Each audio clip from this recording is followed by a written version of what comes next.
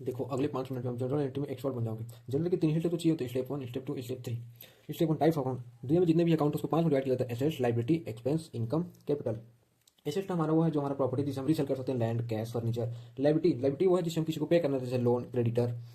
इसके बाद आता है एक्सपेंस। एक्सपेंस वो है जिसे हम खर्च करते पेड करते हैं, salary paid, rent paid. Income जो हमारा इनकम है, जैसे सेल्स, कमीशन। कैपिटल जो हमारा ओनर से रिलेटेड होता है उसे कैपिटल कहते हैं, और जैसे ओनर का account. Step 2 rules of accounting. देखो जितने भी एसेट्स एक्सपेंस है वो जब जब बढ़ता है उसे डेबिट करते हैं, और जब जब कम होता है उसे क्रेडिट करते हैं।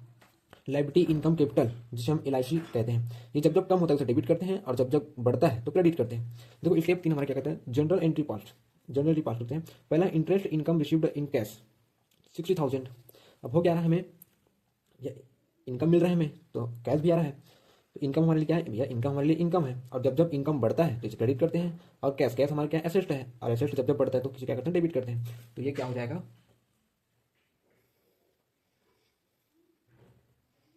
कैश अकाउंट डेबिट टू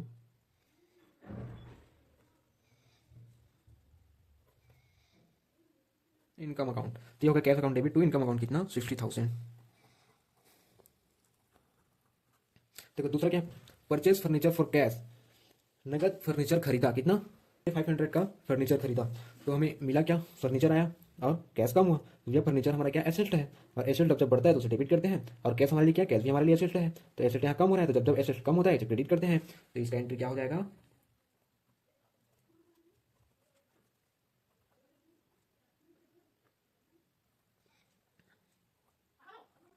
तो देखो इसका एंट्री क्या हो जाएगा, furniture account debit to cash account, कितना 7500।